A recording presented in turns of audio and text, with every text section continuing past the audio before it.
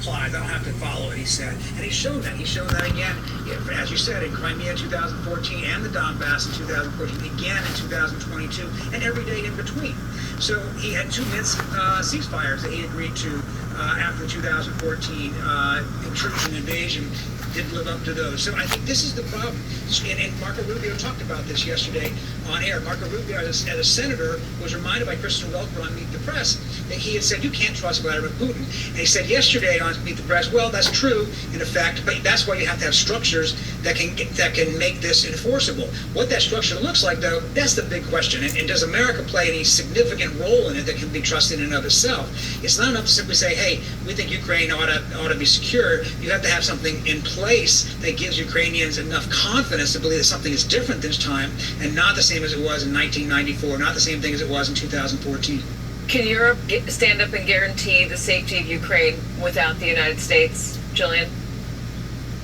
With great difficulty. I mean, it can probably help Ukraine to be defensive to some degree, but really there is a requirement right now for America to be involved as much as anything about sharing the satellite intelligence. That's one of the key things, and providing the long-range missiles and also the defensive systems to guard against the incoming Russian ballistic missiles.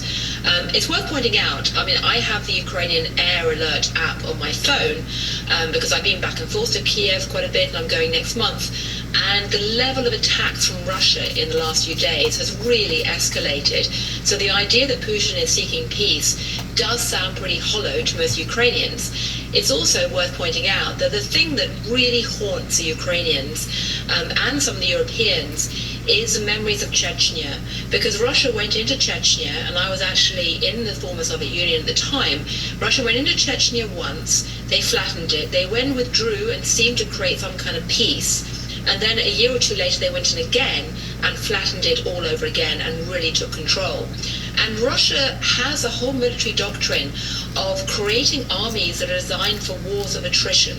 The long history of Russian military involvement is that they often lose battles initially, but they just hang in there after losing enormous numbers of men and soldiers. They hang in there and just keep grinding forward over many years. And President Putin is playing that playbook out all over again, and that is what has concerned Europe so much, and that is exactly why the security guarantees matter so deeply, because history suggests there's every chance that for Putin what's going on is just a chance to buy himself a bit more time. Remember, the Russian economy right now is under serious stress because of the war. He will buy himself a bit of time and then come back again a few years later, and that's why security guarantees are critical. All right, Jillian Tett, thank you so much. Peter Baker, thank you as well. And Governor Kasich, we appreciate it. Coming up, we were just talking about the Budapest Memorandum. Let's talk to the Chief of Staff of the White House under the President who signed it. Don't go anywhere. Brandon Coley. Well. We get to know a little bit more about what's going on across the Pacific, pertaining to what never should have went on, that wouldn't have went on if somebody else would have been in power. I've never seen so many unchecked balances. About what this meeting that we saw today, this historic meeting that is taking place right now, what type of legacy will that leave for President Trump? Of course, we still don't know exactly what will come out of it, but it's looking very positive. Well, it's an enduring legacy. When you go back and you look at the icons of our presidency in the past, when you look at what Reagan was able to do and now what President Trump is able to do, look, Donald Trump has been very clear. From the time he came down that golden escalator, he wants world peace, and that's what he's working towards. And it hasn't been easy, but when you look at the conflicts that he's helped to resolve already and the ones that he's continuing to do, the world leaders who came to see him today, they all know that Donald Trump is the boss of the bosses, and because of that, that's why world leaders come, and they want his support to achieve world peace. All right, Corey Lewandowski joining us. We do appreciate the Corey. Always good to see you. You bet. Thanks, Corey. Coming up, President Trump holding a multilateral meeting with Ukrainian President Volodymyr Zelensky. We've been showing you, we've been watching it, and of course other European leaders now behind closed doors today at the White House. The West looks to bring an end to the war in Ukraine now that it's more than 3.5 years in. Up next, we'll take a look at the current situation on the battlefield and the highly coveted territory of Crimea. Stay right there. How does the world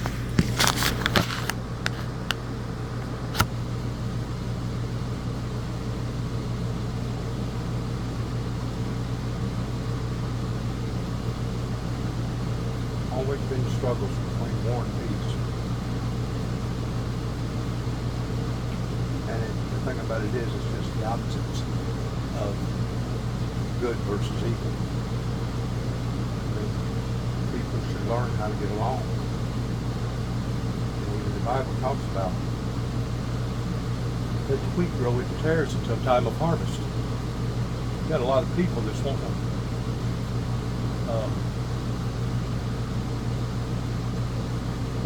usher in the harvest. Just like I was accused of trying to usher in the millennium. Well, I haven't been doing nothing except being the voice piece for God. Now, if I would have been doing this all on my own accord, then I could say, well, yeah, they made a point. I'm doing this towards trying to usher in the millennium. But whenever you're called of God to bring forth a message, that's completely different. Proven guarantees to stop short of pushing for their full membership. Yeah, well, we haven't done anything on that yet.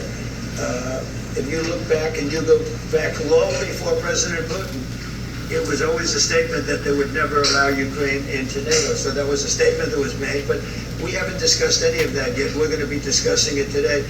But we will give them very good protection, very good security. That's part of it. And the people that are waiting for us, they are, I think they're very like-minded. They want to help out also. Joining us now, former Secretary of Defense, former CIA Director, and former White House Chief of Staff for President Clinton, Leon Panetta. Mr. Panetta, thank you so much for joining us. I do want to get back in the way back machine, the time machine, and go back to 1994, if you will, with me. Go back to the moment where President Clinton signed the Budapest Memorandum guaranteeing security for Ukraine in exchange for Ukraine giving up its nuclear weapons. What would you think of what is happening now if you could predict the future back then? Well, I think the unfortunate thing with those kinds of agreements is that ultimately they have to be enforced. And they were not enforced. Russia walked away from those agreements, and they did not pay a price for walking away from those agreements. So I think, we are at the point where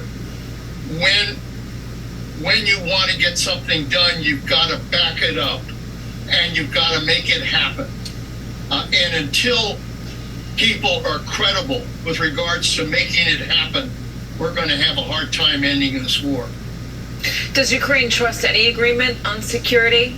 Anything short of a NATO membership? Well, there are ways to make it effective. If the United States is part of a security agreement with regards to protecting Ukraine in the future, I think that would be important. But I ultimately believe that probably what's going to happen here is some kind of approach to allowing Ukraine in the future the ability to become a NATO member. That's probably going to be the only real answer, because you need Article 5 in order to guarantee that they're protected. Does that even work? President Trump has been very wishy-washy on Article 5, doesn't always believe in it. He said that, as Peter Baker was pointing out a moment ago, he said that if the nation is not paying their fair share, then he would let Russia or whomever have their way. He's also said he would consider whether it's worth getting involved, whether it's worth coming to the defense of one of our NATO allies. Look, there are two key problems that we're dealing with here. One is Vladimir Putin, and as the American people have indicated in the poll, 88% of the American people do not trust Putin. You cannot trust Vladimir Putin. And you do not operate with Vladimir Putin by pretty please. That's a reality. The second thing is that the President of the United States has to be credible. He has lost a lot of his credibility on this issue. Why? Because every time he has said we are going to implement sanctions, we're going to take steps to enforce what we're trying to do, we're going to try to get a ceasefire, we've got to get a ceasefire, he has basically pulled back from anything that he has threatened to do in order to enforce those agreements. There isn't anything that's going to happen here unless you deal with Putin and the distrust that he has, and you have to force him to be able to do what is necessary here. And the only way you're going to do that is by sanctions and by weapons. And the second thing is Donald Trump has to be credible, and he has to stick to what he says he's going to do. Without that, the war will continue. I've had a lot of diplomats on this show who have told me that all wars end at the negotiating table. If you are going to convince Ukraine to hand over any of its territory in order to achieve peace, to get Russia off their doorstep or off their territory, isn't that rewarding Vladimir Putin for being the aggressor, for starting the war? Doesn't that give him and anybody else who wants to start a war for territory, Good China, question. Good question. all the reason they need to do so? Yeah, no, absolutely. I think the last thing to do is to appease an invader, appease a dictator. The last time we did that was in Munich in World War II, thinking that if we gave Hitler Czechoslovakia, that would end the war. What a mistake that was. And we're about to repeat that same mistake if you think giving territory to Russia is somehow going to diminish the threat from Russia to Ukraine and to Europe. That's not going to work. Secretary Panetta, thank you so much for joining us, and thank you for bringing me back in time. I do appreciate it. We're very honored to have you on the show today. Good to be with you. Still ahead, what Donald Trump joked about during today's Oval Office meeting with Volodymyr Zelensky. Don't go anywhere. At the Farmer's Dog, our recipe is more than the ingredients we choose. It's what we choose to do. Really sad that push has come to shove for this length of time before anybody had really gotten serious with these people over in Russia.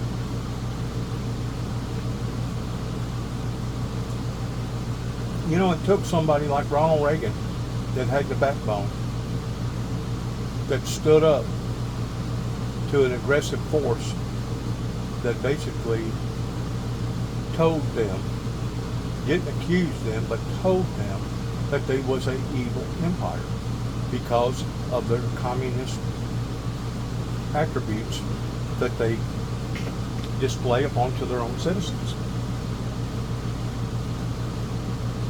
And until you make believers out of those same people, or the people that's in that same group of people, you're probably going to be whistling Dixie.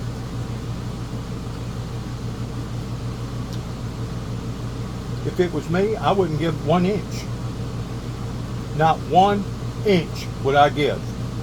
Because like she just got through saying, by giving in to the terrorists, by giving in to the aggressive force, is basically rewarding those that uses this type of tactic. You can't reward evil. Evil should never be rewarded. Evil should be punished. Evil should be condemned. Evil should be abolished from the planet. Eradicated from the planet.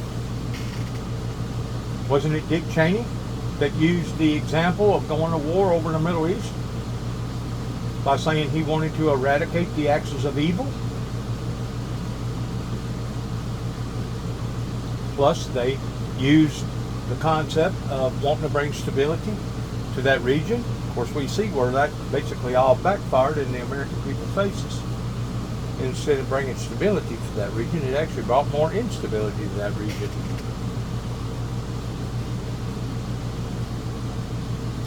it's sad that it has gone this far with all the human casualties that has happened. And still to this day, we're still not no closer, really and truly, towards not only global, international peace, but our families is being torn apart. The divorces in our country is higher than ever before. Wickedness aboundeth up into the land. Sicknesses, all kinds of different sicknesses where it talks about that God will throw us off into a sick bed if we don't repent. Well, we're in the sick bed. We've been in the sick bed now for quite some time.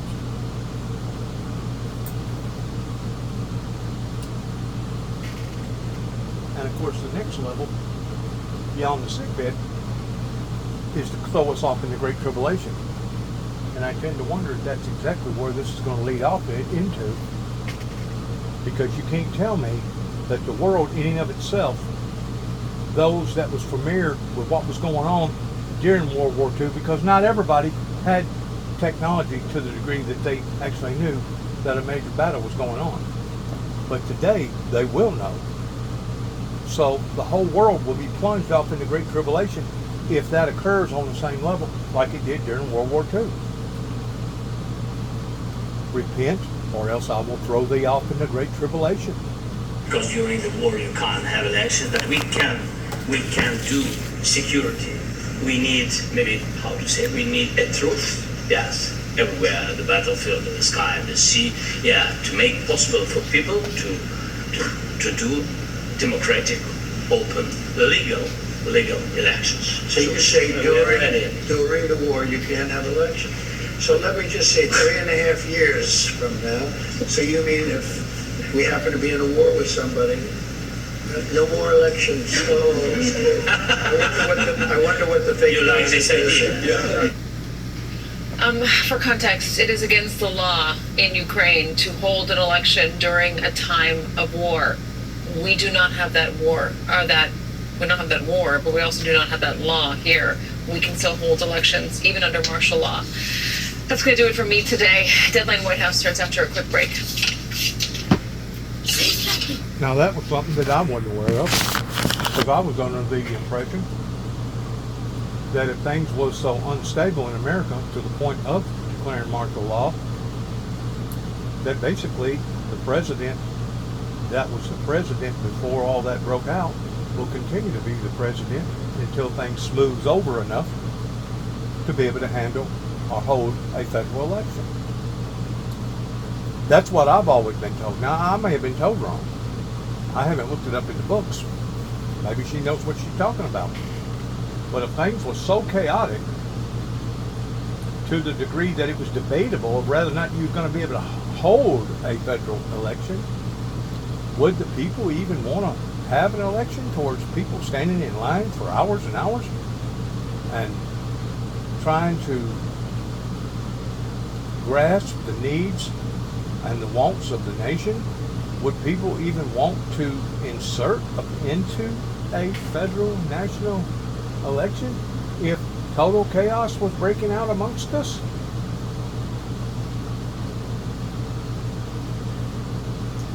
I think at that point in time, prioritizing things would be the most vital, important thing, which would be survival and trying to everybody to make an agreement towards getting along,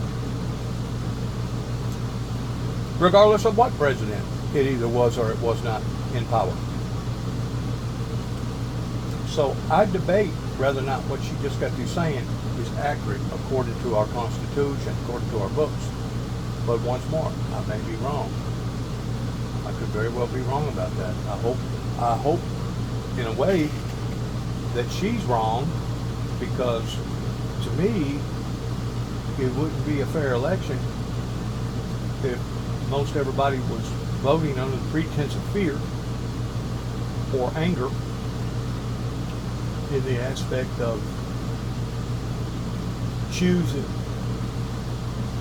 temporary radical decisions based upon the content of the reality of that in which what was going on during that time. I don't think that it would be appropriate to have a federal national election. Those poignant moments, this was one of them. No, and she's doing it so amazingly. I'm happy to see her stepping out and doing something about this, because she really does have so much effect. She is Trump's soft power. She has a lot of pull with President Trump, and President Trump has said many times that he has talks with his wife and he takes action based on what she informs him of. So, he, in this case, she's really decoded Putin for President Trump, and we have to understand what role she plays in all of this that we saw play out today. Yeah, and there is something, Rebecca, very intimate about a handwritten letter, right, versus how we typically do things, right, through a video message. Talk to us about that. I can see what the First Lady is trying to do. Not only it's because she's genuinely nice and cares about children, but there's a little bit of a strategy, I think, here. They're trying to appeal to Putin's ego, because Putin is, an egocentric. Let's be honest about that. But regretfully, it's not going to change Putin's mind. Putin, remember who he is. He's a hardened former KGB intelligence operative. I mean, he has obviously authorized assassinations as part of his career. And also, his personal childhood was very, very traumatic. His own baby brother died of starvation and disease in Stalingrad. So it's not going to move him. Okay, but again, I think really impressive that the First Lady did that. And again, kudos to the First Lady. All right, Rebecca, Angie, thank you so much. And that is all the time we have on American Agenda. It's been great having you with us, Sean. I appreciate you doing double duty today. All right, you'll see us right back here tomorrow. Bob will be back, 2 p.m.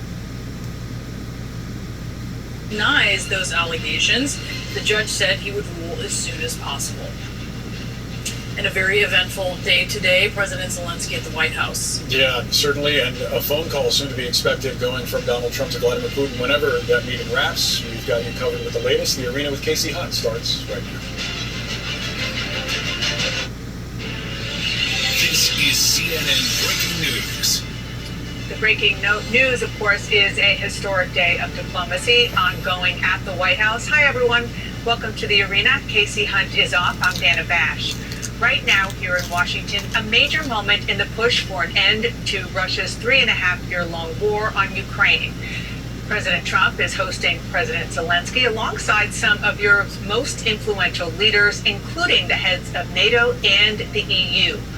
Remember 6 months ago when the president and vice president were openly feuding with Zelensky in the Oval Office? Or just 3 days ago when President Trump and President Putin met in Alaska? Well, both in substance and in style, this is a pretty big show. I believe a peace agreement at the end of all of this is something that's very attainable, and it can be done in the near future. I think if we play this well, we could end this. The next steps ahead are the more complicated ones now. The path is open. You opened it last Friday also. Something is changing. Something has changed thanks to you. Thanks also to the stalling in the battlefield. In order to organize such a trilateral meeting, your idea to ask for a truce or ceasefire, at least to stop the killings, as we discussed, is a necessity. I think that we had a very good conversation with President Trump. Very good. And it really was the best one, maybe the best one will be in the future. But it was really good.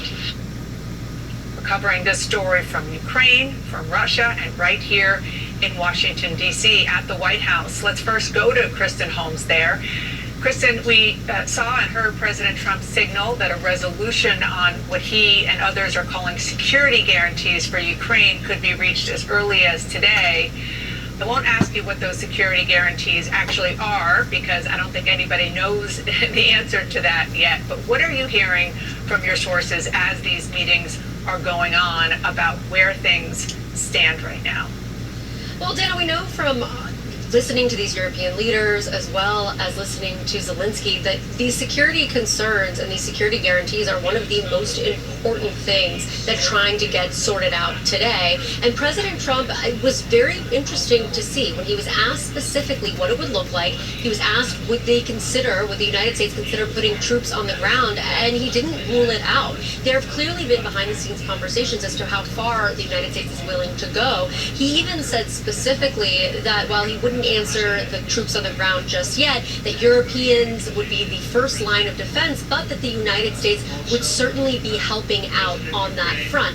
This is clearly an issue that is very important to European leaders, to Zelensky, so this is something they're trying to iron out today. There were a couple of other notable moments from both the bilateral meeting with Zelensky as well as this broader multilateral meeting with these various leaders. One of them being how many of them we saw pushing for a ceasefire. Even at one point, President Trump, who we know after his conversation with Putin in Alaska moved away from a ceasefire and towards a quote-unquote peace agreement, he said, I think everyone would prefer a ceasefire, less people would be killed, and then eventually went back to his idea of this peace agreement. And the other part of this that was so fascinating was hearing President Trump change his rhetoric yet again when it comes to who is responsible for this war. We heard President Trump, we saw him posting on Truth Social saying it is up to President Zelensky to end this war. Well, today he said that this could only be ended by both Zelensky and Putin. So clearly some of the messaging here from these European leaders, from Zelensky, is getting through to President Trump. It's unclear what they're going to actually get out of this. One of the big things we know that President Trump wants is to have at least the conversation around a potential trilateral meeting coming out of today. Yeah, but they're definitely hedging their bets. I noticed the same thing, Kristen, on the ceasefire language, and that. Also back with us, retired U.S. Army Lieutenant General Mark Hertling's here. And rounding out our group, former Democratic Senator, MSNBC political analyst Claire McCaskill is here. Ambassador McFaul, I'll start with you. Just on what we've laid out, where are your thoughts, where are your hopes, and where are your fears? Well, I think last Friday, that Alaska summit was one of the most disastrous summits that I can think of. Did no good in terms of advancing America's interests or the interests of our allies or Ukraine. And we treated this horrible dictator who terrorizes Ukrainians every single night, as you just showed, by killing them through these attacks on civilians. We treated him like he was some special friend of the United States. Today's been a correction to that. There was a good meeting so far, at least the optics. We don't know the substance yet. It's too early to tell. But President Zelensky came. That was smart, whoever's idea that was. And then adding the Europeans, that was a brilliant move. Whosever idea that was, if that was somebody on Trump's team, I don't know who it was, but it was brilliant because it set the context into something bigger than just about Trump versus Zelensky. And that just, for Trump, that just reminds him of 2016 and impeachment. The conversation they just had with the cameras on just a few minutes ago put it in a much wider context. And secondly, began to correct the framing that Putin had trapped the president into on Friday. This notion that we can't have a ceasefire until we have a full agreement. Where in the diplomatic books does it say that? I've been a diplomat and I've studied diplomacy of all hundreds of years of American diplomacy. I studied for my last book.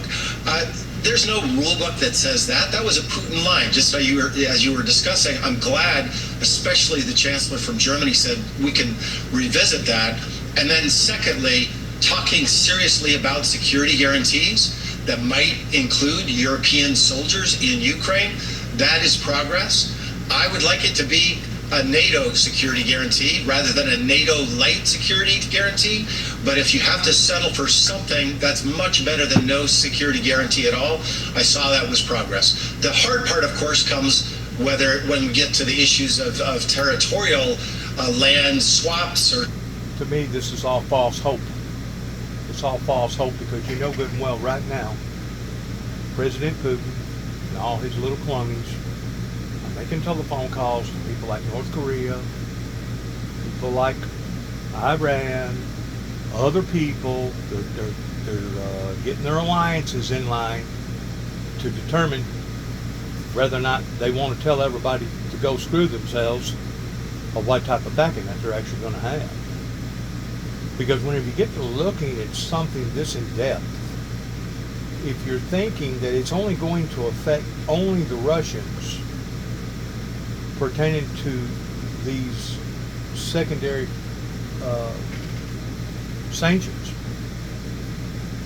you're only deceiving yourselves, because it will affect many other levels of many other people's lives other than the Russians, including ours. Including ours. When push comes to shove, a pro thing, it's not on the right level in doing that, because once more, the Russian government wants to evaporate the vast landmass that the Ukrainians have, and once again, that's almost like surrendering. That's almost like trying to say, well, we're going to not only buy our friends off and allowing them to have the land, but we're actually going to reward people for this type of action. This could have been handled in a completely different way, other than giving all the red and I guess some of the light blue to Russia. I mean, or maybe they're going to keep the light blue on the Ukraine side. I don't know. But this all is a fester of a cesspool that once it ignites, kind of like a Roman candle, there's no turning back. In other words, once you discharge the gunpowder, you can't stop it. It's kind of like trying to put toothpaste back into the tube. Once you get the toothpaste out, it's over with. You can't put the toothpaste back into the tube. Not effectively, not accurately, and do so unless you have an extreme knowledge to be able to know how to do that with extreme technology and equipment to be able to do something like that. Not to say it's impossible, because it would be possible, but would it be feasible? Would it be feasible in having to have that type of instruments or equipment to be able to do that? I don't think it would be.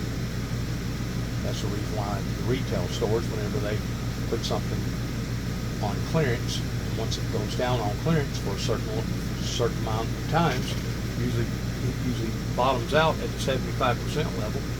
I think I have seen once or twice where it went up to like 80, but only once or twice. Usually the bottom level is 75, and once they make that determination, they mark it up as a loss, an income tax loss, and they basically donate whatever product that they have to whoever is in line towards that non-profit, regardless whether it be food, regardless whether it be whatever, clothes, regardless whether it be toys or whatever. So this is a very, very hairy, sensitive situation that could blow up in everybody's faces so quick. And I hope and pray that the Russian government, pertaining to their oligarchs over there, realizes this, because the game is over with towards taking advantage of the David and Goliath. This is right on the cutting edge of something fixing to occur on a big level. And like I said, once you cross over the Rubicon, you're across the Rubicon. You may not get back across the Rubicon again. It's a very, very sensitive play right now that's going on. And if I was the Ukrainian, Zelensky, I wouldn't dream of forfeiting not 1 inch of the property, because it was, like they talked about in 1991, was whenever they first basically separated themselves in this dispute, and that's whenever the American people convinced the Ukrainians to get rid of their nuclear arms And once they got rid of their nuclear arms, that we would protect them, we would take care of them. Well, in lots of ways, really and truly, the American government can't even be trusted because they've retaliated in that original agreement several different times. Integrity is critically important. When we're talking about the Donbass region, as you just asked, Nicole, it's an area that's about the size of the state of New York, Donetsk and Luhansk. It is about 8% of the total territory of Ukraine, but before the war started, they were producing about 16% of the GDP. You then also have to consider, in terms of not only the territory, but what does a security guarantee look like if that territory of the Donbass is given back to Russia? I'm old enough to remember doing border patrols between East and West Germany, between the old Czechoslovakia and West Germany, and I know what that entails. It is going to be worse once more when you have a border between Russia, if they cede that territory to them, and an independent Ukraine. Russia is going to continue to try and make mischief like they've done in several other countries throughout Europe, and I can name them: Romania with election interference, Estonia with a major cyber attack that shut down all of their systems for over a month, Moldova, where they still have a small strip of land called Transnistria, and between Armenia and Azerbaijan, which did just sign a cessation of hostilities after multiple peace treaties or ceasefires. You also have two provinces in Georgia that Russia attacked in 2008. So you can go through the years and say, here is what Russia has done based on what they said they wouldn't do in terms of the territorial integrity and the government integrity of a variety of states within Europe. That's what the Europeans around that table with Mr. Trump and Mr. Zelensky are talking about. They know Russia. They fear Russia. They especially fear Russia if they're given a pass on some of the things that Mr. Putin is asking for, which puts Zelensky in a distinct disadvantage without a ceasefire and the opportunity to talk more about some of the things that he wants to put on the table. I mean, General Herling, correct me if I have this wrong, but the Anchorage summit between Trump and Putin seemed to move Trump and America off the necessity of a ceasefire, and Putin's now negotiating from a better position than he was in before Friday. Is that correct? Oh, absolutely. You know, ceasefires are imperfect, Nicole. They're fragile, they're often violated, but they matter because they create breathing space for negotiations. They slow the cycle of vengeance long enough to make words and documents matter more than bonds. To skip that step, which is what Putin wants to do and what he's asked Trump to sign up to, is it allows Russia to negotiate while brutalizing Ukraine. It turns diplomacy into a shield for aggression. And that's very, very bad. And it's a very precarious movement for President Zelensky. Claire McCaskill, I went back and watched the meeting in the Oval Office, which I've never been able to get through without starting to sweat. It's so bad for America. It's so awful to just sit through and watch. But the thing that sets Vance off is that Zelensky hasn't said thank you enough. But the thing that seems to set Trump off, and it's not even clear if you watch it whether he understands what this position is about, but it's about security guarantees.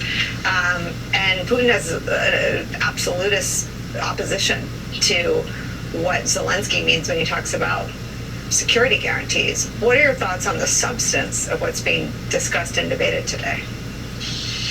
Well, I think obviously, as by the way, what an honor it is to be on a panel with General Herling and Ambassador McFaul, really smart men who have given so much of their lives to the protection of the things we hold dear in this country. And what the substance here, as they've said and laid out very well, is ceasefire versus territory versus security agreements. It seems to me those are the three legs of the stool. And Trump clearly folded to Putin after Friday on ceasefire. It's very obvious, and he's lying. He's bragged about all these things. He's supposedly peace he's brokered. The White House itself bragged about a ceasefire with Cambodia, and when they were talking about the conflict of Cambodia and Thailand. So, you know, and I don't think that Trump can leave this meeting today without a realization that there's the thug and the despot and somebody who doesn't respect democracy or human rights versus all of our friends. I mean, when you are facing someone who has been as inappropriate as Trump was with Zelensky a few months ago, you bring your friends. You bring the democracies of the world. You bring the nations that have always been standing by us. We have stood by each other. And the West respects democracies. They respect the rights of their citizens. And the idea that they're all there and it's Trump and Putin versus all the good guys. And I just think the optics are great for Zelensky and for Ukraine. And by the way, Ukraine is attacking Russian refineries while Russia is attacking residential buildings. I mean, all you have to do is look at where the line of attack and realize which side is the good guys and which side is the bad guys. And by the way, Russia's got, you know, you talk about a set. They want to give land. They want Ukraine to give them land they don't even control. They don't control all of Donbass, and they're asking for all of Donbass.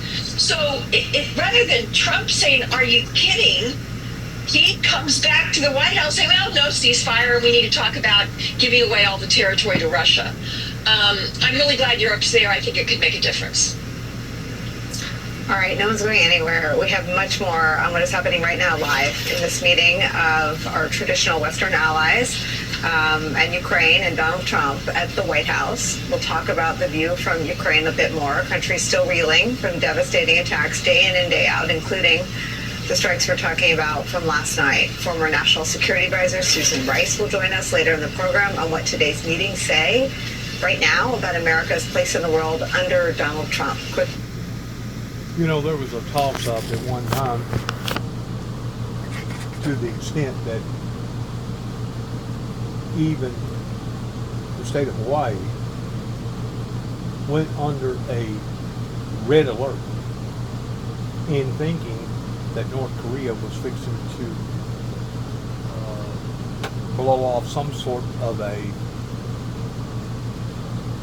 possibly a nuclear bomb. And it's, you know, it's been debated of whether or not somebody like North Korea, Kim Jong-un or whatever his name is, towards wanting to press the big button basically in starting the annihilation of a nuclear meltdown here upon to the planet versus, I guess, somebody like Hamas or Iran. You know, we've had our eye on basically 3 or 4 different groups or 3 or 4 different countries that's really been radicalized for quite some time now. And really and truly, where we should have stayed focused upon, this is my opinion, is Russia. Because the agreement that they made in 1991, after the falling of the Berlin Wall and whenever the Russian government basically collapsed, towards America going in there and downsizing or taking away their nuclear power to be able to launch a nuclear attack upon Russia, the same as Russia would use towards the Ukrainians. I think that was a bad choice. I think that was a bad choice. I don't know who convinced who of doing that, because once they've done that, that took away their power, that took away their negotiating power in stating, hey, we got the same type of capability of bringing forth disaster into your land as you do our land. Back off and respect us and leave us alone. Once you took that away, they didn't have the power, and the Ukrainians bought into the lie that the American government would be there to protect him in case there ever was a severe conflict, in having some sort of security. And now we're seeing where America basically has went lame and not actually holding up their agreement to the Ukrainians.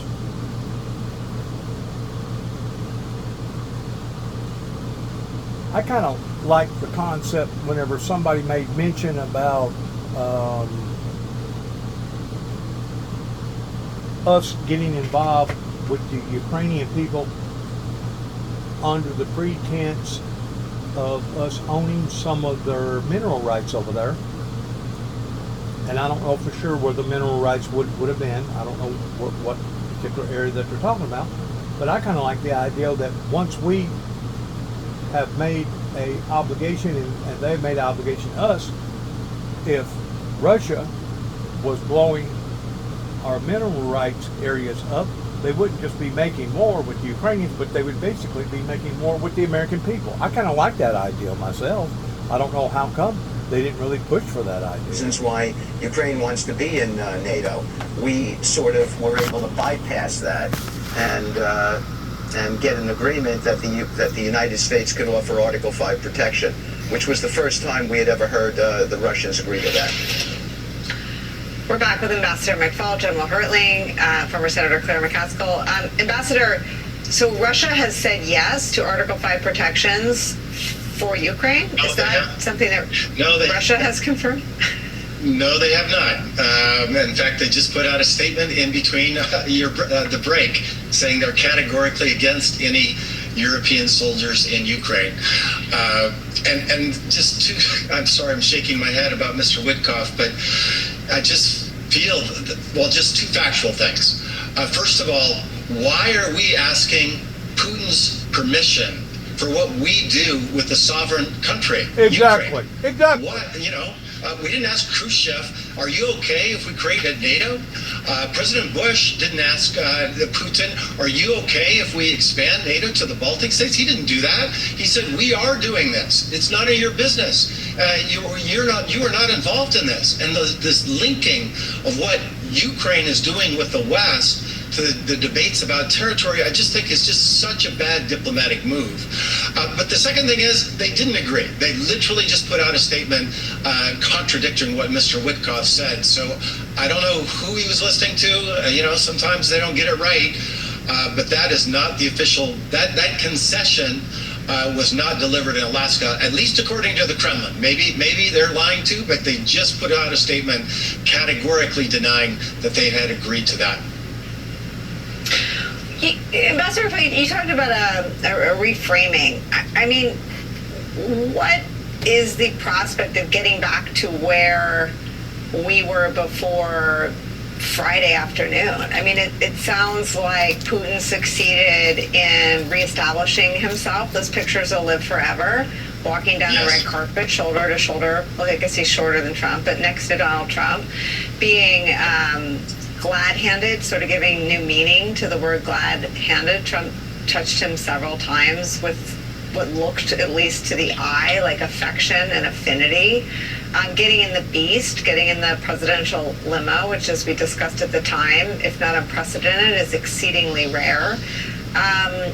And then having Mr. Witkoff, who I guess values his credibility on the world stage, I don't know, being called out as a liar by the Kremlin in his first television appearance after the summit. How much damage did Trump and his national security team do to themselves and America's credibility on the world stage Friday? A lot. Well, the short-term damage is enormous, in my view. A lot. Accepting Putin's talking points, talking about trying to convince Zelensky to give up the parts of Donbass that are currently occupied by Ukrainian soldiers. That's a ridiculous place to be in. Moreover, in terms of the short term, I just don't, I've read Art of the Deal a long time ago. I don't understand President Trump's negotiating style. Overnight on Truth Social, he gave away, and I'm using his kind of language, not mine, two of his strongest cards when he said Zelensky has to recognize Crimea and Ukraine cannot be a part of NATO.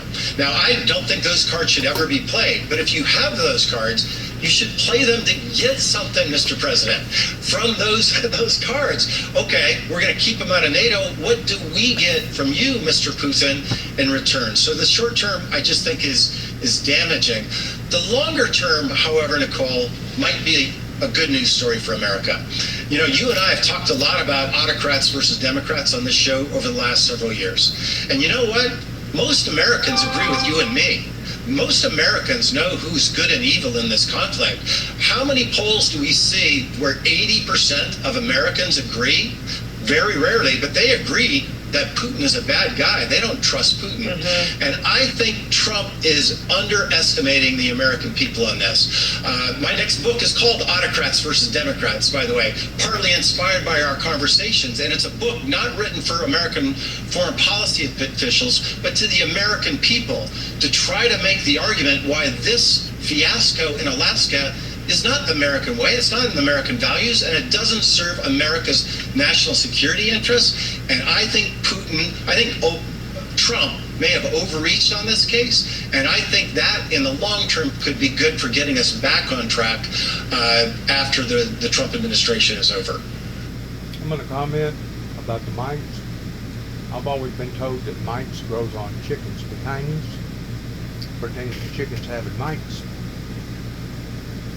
And also, I would like to comment on them walking down that red carpet to the degree that if it wobbles like a duck, sounds like a duck, smells like a duck, walks like a duck, odds are it's a duck. Why would anybody want to pull out the red carpet for somebody like that?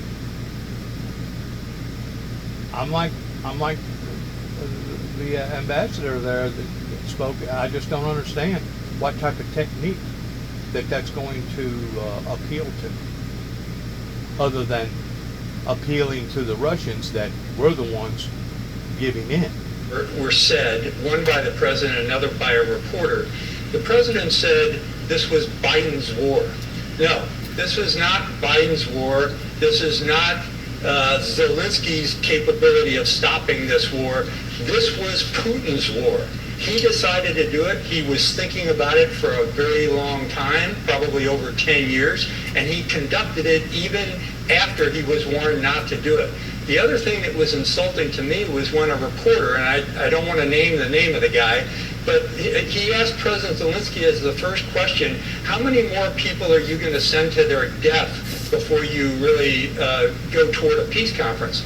This is a guy who's been fighting for his life, whose citizens support him, whose army continues to fight because they know the importance of what's going on. They are looking for territorial integrity and sovereignty of a nation. Those are important things. Doing anything else is just contrary to the reasons you have an army. Unfortunately, President Trump is susceptible, as we said already many times, to Putin's framing. He's eager for shortcuts. He's inattentive to the very hard realities of what a nation will continue to fight to defend. And all of that is dangerous when you're talking about life and death situation, and especially the number of people on both sides, Russian and Ukrainian sides, who have sacrificed their lives for what at least one side believes in, and that's the Ukrainian side of continuing to fight for what they know is right. Exactly. Claire McCaskill, on Friday, Donald Trump used some time at a very short press conference. I think it was about 11 and a half minutes long, but he talked on multiple occasions about going through the Russia hoax together with Vladimir Putin. How much of a sort of subtext or overt text is his perception that there's something between him and Putin, some bond? How much do you think that is weighing on the world order, I guess, if that's what's at stake in terms of how the war in Ukraine ends? Well, it's pretty obvious to everyone from the first term and now the second term that Donald Trump sees Putin much differently than most of the good guys in the world do. And frankly, much differently than most of America does. Now, let's be political here for a minute. Donald Trump's base is split on whether or not we should be helping Ukraine. But once you take off the folks that think we should help Ukraine and add all the independent voters and the Democratic voters, you get the vast majority of Americans who understand that Putin's the bad guy and he attacked Ukraine and is trying to go after their territory and their sovereignty. And that's just pretty simple. But I think it's important to point out too, Nicole, the insidious thing that's happened with the press corps in the White House. Watching that press conference today, I think everybody needs to realize how Donald Trump has shaped the people who are asking questions. That guy who looked at Zelensky and said, how many people are you sending to their death? When everybody in America knows that it was Zelensky that is trying to defend his people from an attack of Russia? I mean, that guy is from this right-wing media, and he's shaped the press corps so the questions that are being asked, and therefore the tone of the press conference is pro-Putin. That's really dangerous, and people need to pay attention to what's going on, because that's not the press corps that the White House has typically had. It is being skewed towards the propaganda of Putin. It is indeed, and Donald Trump is furious at anyone that covers the truth about this story and any others. I witnessed that firsthand myself. Ambassador Michael McFaul, Lieutenant General Mark Hertling, thank you both so much for starting us off once again. Claire sticks around for the... Just like what we witnessed whenever Hamas attacked Israel, the vast majority of all the colleges all over the world sided with Hamas, including the colleges over here in America. So whenever it comes to society itself being persuaded or bamboozled, it's pretty obvious that you can't depend upon the majority's rule, that you got to have good, sound, sensible, common sense people that can look at this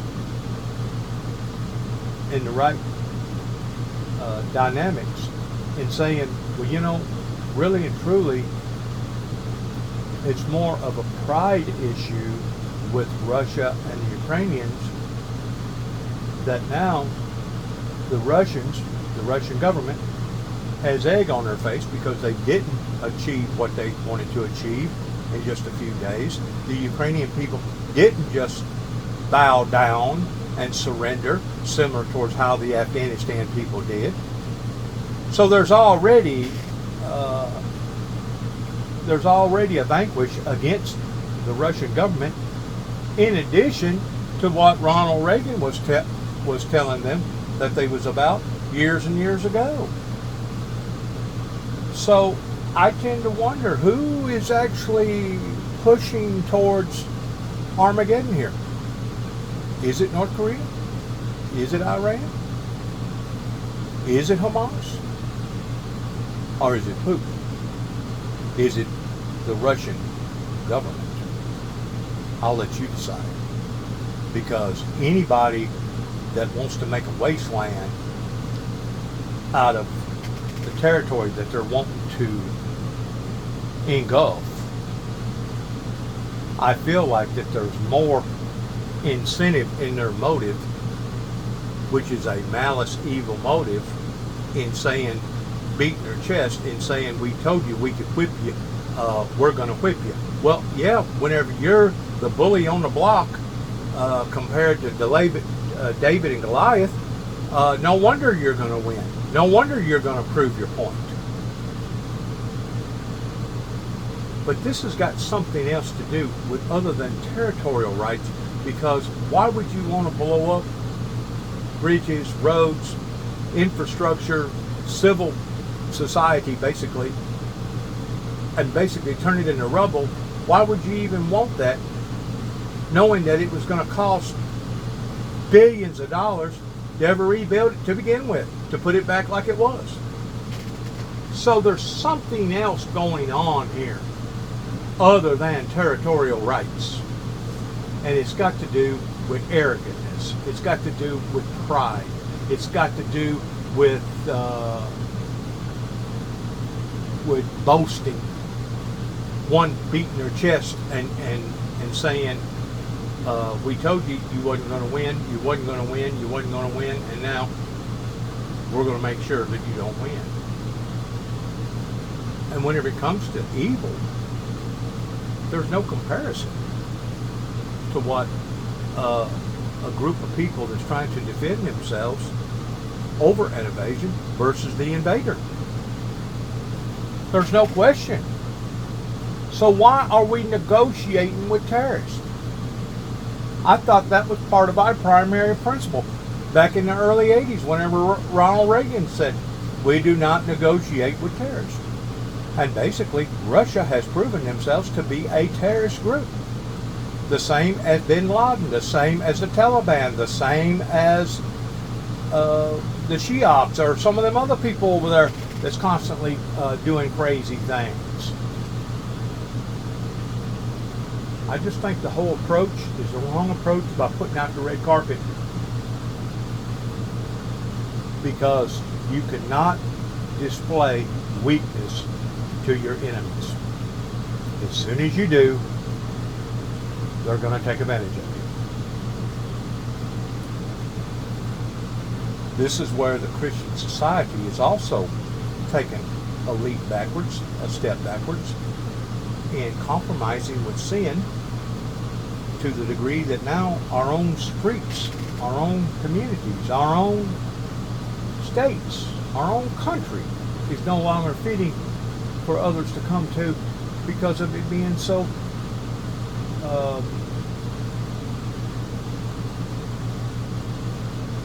so harshly bad in safety issues. I mean, there was a time, even whenever I was growing up in the 60s and the 70s, to where people at least halfway acted like that they was getting along during the Woodstock era, during the peace, love, the psychedelic era.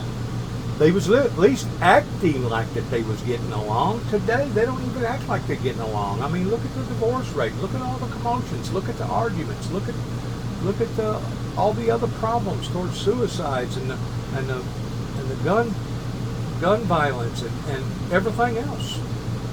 Something has shifted in America, and I continue to say it shifted whenever the Reagans decided that they was going to sweep this under the rug regarding biblical Bible prophecy and go about this the way that they was going about it.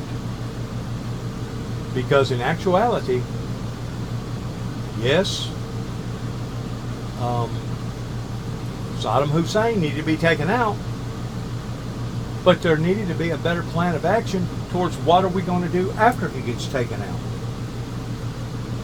They only went at that on a short-term notice that basically created more of a problem after they eliminated the guy than it would have been if they just left him in power. There's something wrong with the CIA, the Pentagon's thinking and not thinking these things through, just like the president doing what he done Friday and pulling out the red carpet. You're displaying weakness. You're displaying a form of giving in to these barbaric oligarch heathens. And it would be the very same thing if President Nahu, or whatever, however you pronounce his name over there in Israel, it would be the same thing if he started displaying weaknesses to all his enemies over there. Do you not think that they would take advantage of him? Sure they would. Sure they would. So what Israel is doing, though we may not agree with all of Yahu's tactics, I think he's on the right course, because all them people are going to do is continue to keep threatening and continue to keep challenging the very people that they hate to the very core, which is the righteous, godly society, because that's where Christ come from, a Christian society. I'm not saying that the Jews are perfect, because I know that they're not. Just like I'm not sitting here trying to say that everything that the Ukrainians have done has been perfect, because I know that they're not. But whenever the rubber meets the road, there's no debate in who should be looked upon as being demonic and evil and wrong versus those that are trying to defend their integrity. There should be no debate. But yet no, we have a society that debates. And a lot of them actually fell prey in the colleges in siding with Hamas. I've never seen a society that was so turned upside down in not recognizing who holds the cards whenever it comes to the players involving this disagreement between good and evil.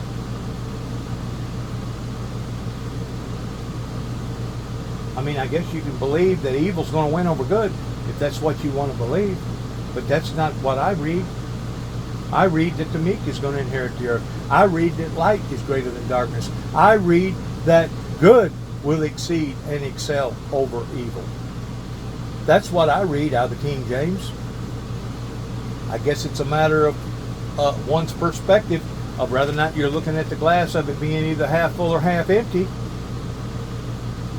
because so many people have been bamboozled, so many people have been deceived, so many people does look at things in a different image compared to those that are faith-based.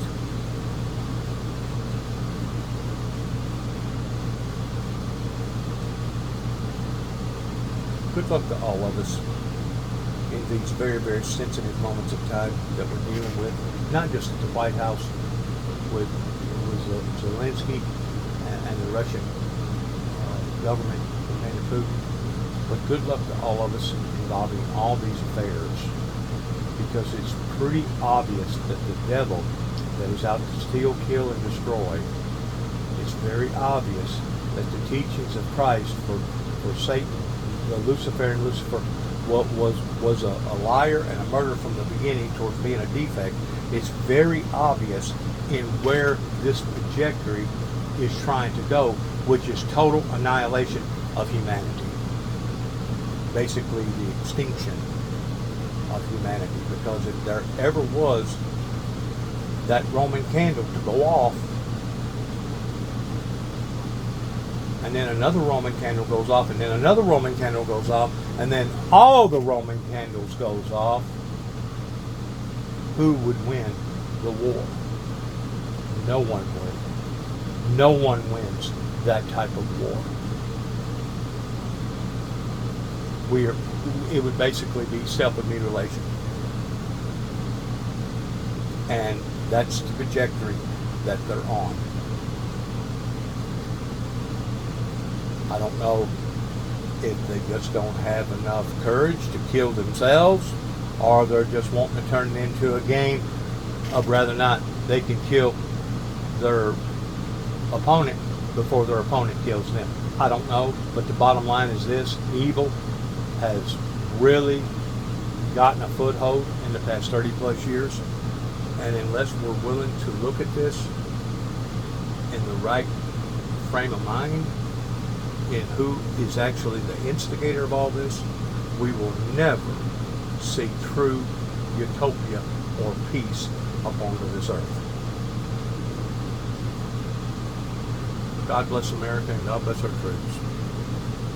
God bless our endeavors, because I got a funny feeling that we're really going to need them. I mean, it's one thing to go up against